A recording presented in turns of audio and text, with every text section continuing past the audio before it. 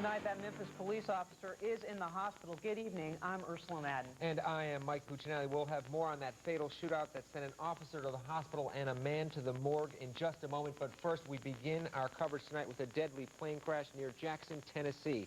And here is some video taken as Chopper 5 was flying over the scene this afternoon at around 4 o'clock. As you can see here, the twin-engine Cessna crashed into a wooded area. Officials say all 5 people on board were killed. The plane was en route from Malden, Missouri to Atlanta, Georgia, when it was diverted to McKellar-Sykes Regional Airport outside of Jackson. We're not sure why the plane was diverted, but we can tell you the plane crashed 10 miles west of Jackson in the Blair's Chapel community. Action News 5's Tommy Stafford has been covering the crash all day long. He joins us now live from just outside Jackson with the very latest on this one. Tommy? Good evening to you, Mike. It has been an awfully tragic day here in southwestern Madison County. We're in the Blair's Chapel area of southwest Madison County. Deputies behind me wrapping up this evening from their investigation, at least for today. Just a few moments ago, the victims of that deadly plane crash were taken out. Now the FAA has arrived as well. They have been investigating the scene this evening. It has been certainly a tragic ending to this day. Here's what happened earlier. Emergency workers raced to the scene just after 4 o'clock Sunday afternoon, trying to make it to the twin-engine Piper Cheyenne that crashed into a heavily wooded area not far from the Jackson, Tennessee airport. Well, when we got down there, we more or less just tried to, holler into the plane. Is there anybody in there that can hear us? There wasn't. We went to pulling trees off the plane. We went to try to prise and open the door, trying to break open a window because it was full of smoke. As we came outside the house, and as we were out for about a minute, we heard the plane going overhead. And as we looked at the plane, we knew it was flying kind of low. And as we looked, it turned to come back towards the airport.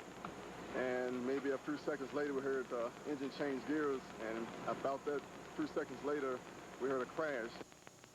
Above from Chopper 5 was the only way to get a look at the damage. You can tell how badly the crash tore up the twin engine's body.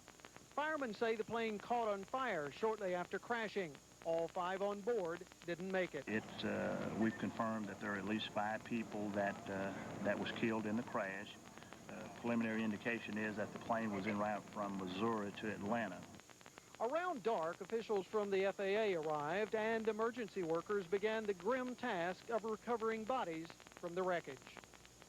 Now we're back here live where the scene is still ongoing. Deputies behind us, as we said earlier, wrapping up for the day. They'll be securing this scene so the National Transportation Safety Board can come in tomorrow, and the FAA also to complete their investigation. One footnote we'd like to add to some earlier information.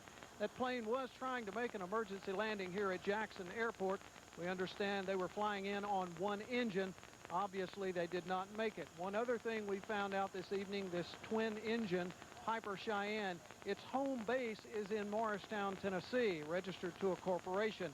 Now, as to whether or not they were actually flying out of there or chartered for somewhere else, that remains to be seen.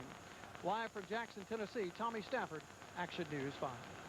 So here's what we know about the deadly plane crash. 5 people are confirmed dead. The plane was a twin-engine plane. It was en route from Malden, Missouri to Atlanta, Georgia when it went down around 4 o'clock this afternoon.